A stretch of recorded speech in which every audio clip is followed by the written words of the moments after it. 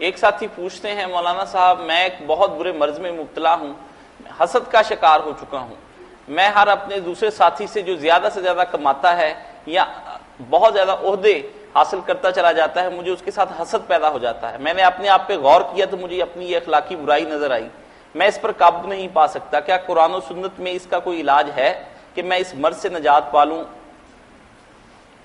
اس مرض کا علاج تو آپ کے اپنے اندر ہی ہے نا کہ آپ سمجھ لیں کہ حسد سے کوئی بنتا ہے، آپ آگ میں جلتے رہتے ہیں دوسروں کو دیکھ کر، دوسروں کو کوئی بگاڑ بھی نہیں سکتے، اس کی بجائے اگر آپ راضی ہو جائیں کہ دینے والا اللہ نے اگر انہیں دیا ہے تو میں اس سے ہی مانگوں، آپ کو بھی دے گا، اگر نہ بھی دے تو جلنا نہیں۔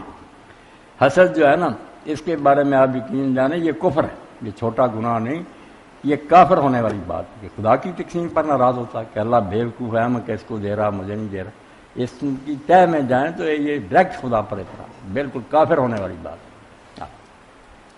نبی کریم صلی اللہ علیہ وسلم نے اس بارے میں تین جڑیں ہیں کفر کی، تینوں ہی قصہ آدم میں آپ دیکھ لیں، وہاں سے یہ گناہ شروع ہوا۔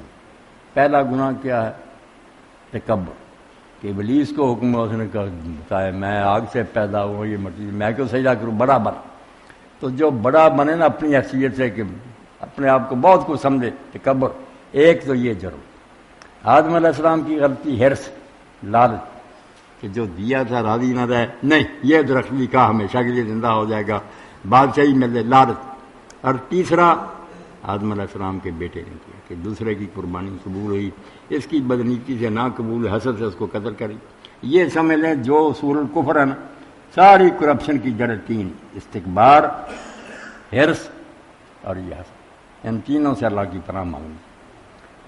نبی کریم صلی اللہ علیہ وسلم نے کوئی یہاں دعائیں جو سکھائی ہیں؟ پنجابی زبان میں امیر حمدہ کی داستان لکھی نا مولوی غلام رسول عالم پوری رحمۃ اللہ، اس کا ایک شعر آپ سب کو اپنے دل پر لکھ لینا چاہیے۔ ونڈی ونڈ حکیم دی جے نہ ہی منظور، اتوں فرش زمین دے ظالم ہو جا دور، دفع ہو جا خودکشی کرے۔ تو خدا کی تقسیم پر اعتراض کرے، اتنا دانات تقسیم کر رہا تو اس کو غلط کہتا۔ ونڈی ونڈ حکیم دی جے نہ ہی منظور، اتوں فرش زمین دے ظالم ہو جا دور۔ آپ چاہتے ہیں تو اللہ سے دعا کریں کہ اللہ مجھے بھی دے، اس سے کیوں جلتے ہیں؟ تو مولانا بیماری بہت بڑی ہے۔ شادی رحمۃ اللہ علیہ فرماتے ہیں حاسد کا کیا، میں نہیں کسی کو دکھ دے رہا، مگر حاسد کا کیا کہ وہ خود ہی اپنی آگ میں جلتا رہتا، کوئی اسے کوئی نہیں کہتا، جل رہا سڑ رہا۔ توبہ، اللہ پناہ دے۔ مسنون ندیہ ہیں ان میں ان کا دعا پناہ مانگنے کا حسد سے پناہ مانگنا، ٹھیک، بالکل حسد جو ہے نا اللہ تعالیٰ سے پناہ مانگے، اس سے دل کو پاک رکھے۔